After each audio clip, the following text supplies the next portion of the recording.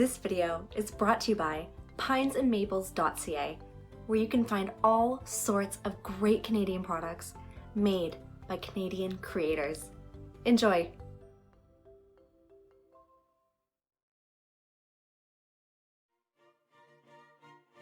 In the summer of 1803, the French dictator Napoleon Bonaparte sold an enormous province known as French Louisiana, a vast territory which stretched from the Rocky Mountains of northern Montana to the bayous of New Orleans, to the United States for $15 million.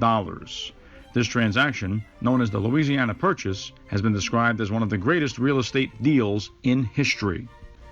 Although many students of North American history are at least tangentially familiar with the Louisiana Purchase, relatively few are acquainted with the founder of the territory in question, a chronically luckless French adventurer named Rene-Robert Cavelier Sieur de La Salle, who deserves a place in Canadian memory, if only for the stoic tenacity with which he addressed the obstacles, setbacks, and misfortunes which perpetually plagued his short and exhilarating life. Rene-Robert Cavelier was born on November 21, 1643 in Rouen, an ancient Norman city situated on the river Seine. His family, which belonged to France's burgeoning middle class, sent him to study with the Jesuits. Rene-Robert was ordained as a Jesuit priest in 1660 and tasked with studying logic and mathematics, subjects in which he excelled, at a Jesuit college in the southwesterly town of La Flèche. He went on to teach these subjects to Jesuit novices in various colleges. Rene-Robert was imbued with a restless nature, which he hoped to satisfy through foreign missionary work. When his superiors denied his repeated entreaties to be sent overseas, he asked them to release him from his vows on account of his self-proclaimed moral frailties. His superiors acquiesced, and in the spring of 1667, Rene-Robert left the Jesuit Order. Using a fraction of what little money he had, the ex-priest booked passage aboard a ship bound for France's burgeoning New World colony, New France, where his elder brother, a Sulpician priest, had relocated the previous year. Upon arrival, he traveled to Fort Ville-Marie, a French settlement near the town of Montreal, which was administered by missionaries of the Sulpician Order, and spent the remainder of his meager fortune on a seignory, or strip of farmland, situated on the banks of the St. Lawrence River on the Island of Montreal. Along with his land, Rene-Robert Cavelier received the title Sieur de La Salle, or Lord of the Manor, an honorific by which posterity would remember him.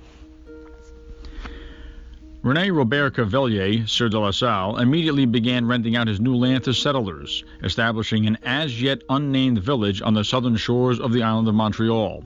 He spent the next few years making the sporadic trips to various northern native villages, immersing himself in the dialects of the local First Nations.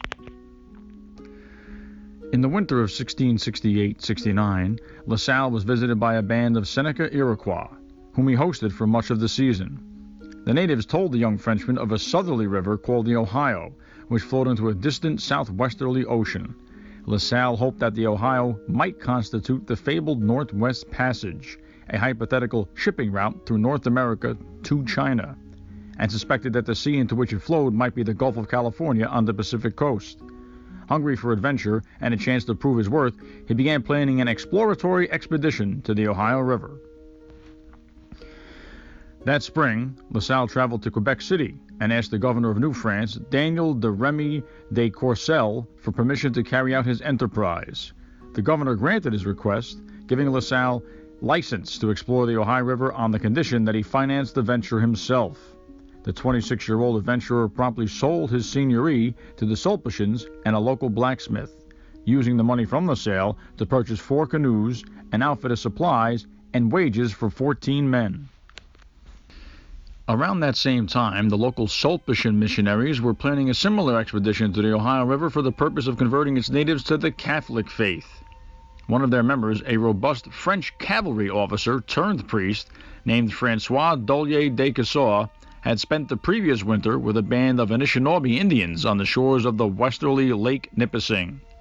The band's chief owned a young slave who hailed from the south, who told Cassaw tales of a mighty river to the south, populated by large tribes whose ears had never heard the word of God. Cassaw resolved to find these tribes and spend the rest of his life teaching them the gospel and ministering to their spiritual needs. The missionary made his own entreaty to Governor Courcelles, who requested that he join La Salle's expedition. Caussot and a fellow Sulpician, a novice astronomer and mathematician named Rene-Robert Cavelier, hired the 3 canoes and 7 men and joined La Salle's party.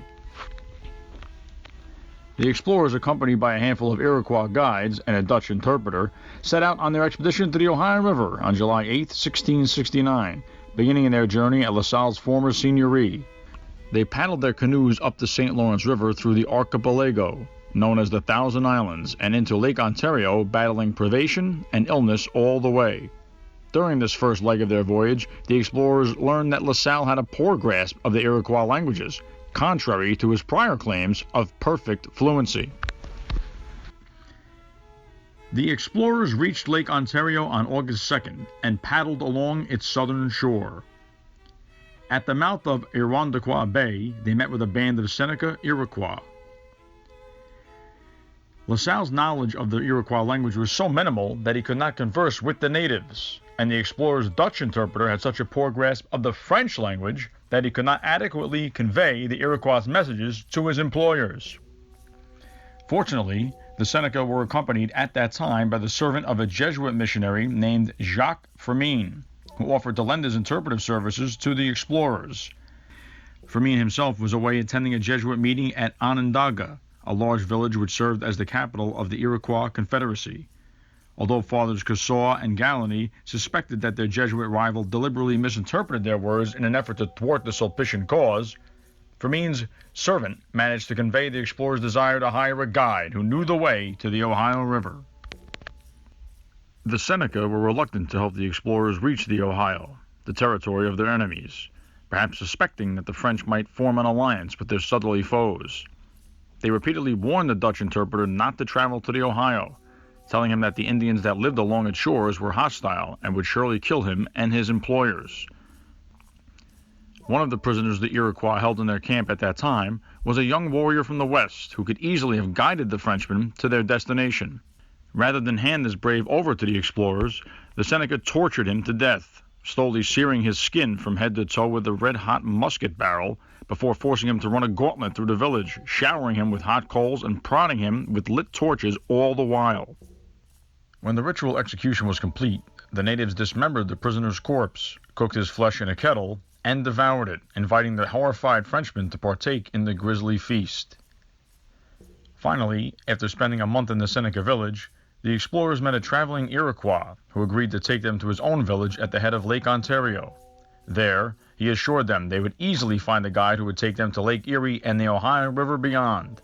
The explorers accompanied the Indian along the southern shore of Lake Ontario, past the mouth of the Niagara River, where they could hear the roar of the distant Niagara Falls, to his village on the shores of Burlington Bay, not far from the present city of Hamilton, Ontario.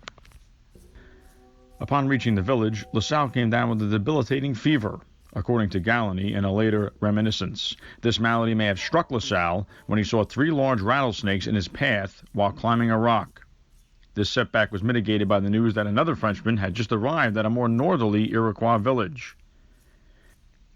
The explorers hiked north to the settlement in question, where they met a young French adventurer named Adrien Joliet. Joliet informed the explorers that the governor had tasked him and his fellow explorer, Jean Père, from whom he had since separated, with locating the rich copper mines which were said to lie on the shores of Lake Superior. Joliet was returning from this failed expedition and had decided to take a circuitous route back to Quebec, on account of his Indian guide's fear of the natives who inhabited the shores of the Niagara River.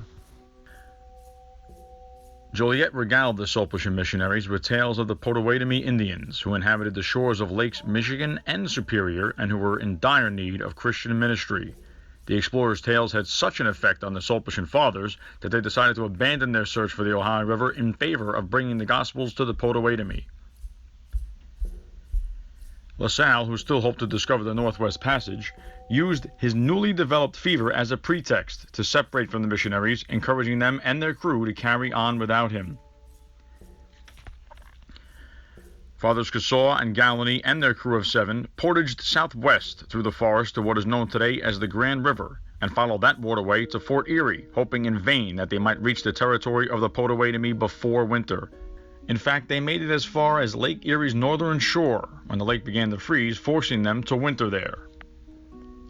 La Salle's next course of action remains a mystery to this day. Some historians maintain that he secured a competent guide at the village of Onondaga, made his way to Lake Erie, portaged overland to the headwaters of the Ohio River, and followed that waterway to the falls of the Ohio near present-day Louisville, Kentucky. Others argue that La Salle couldn't possibly have made the aforementioned journey, and that there is no hard evidence he did so, maintaining instead that he must have wintered somewhere on Lake Ontario, or even on the island of Montreal. Whatever the case, the explorer had returned to Montreal by the autumn of 1670 with little to show for his efforts. In light of La Salle's failure to find the route to China, as he had boasted he would, his former seignory was derisively named Lachine, or the China.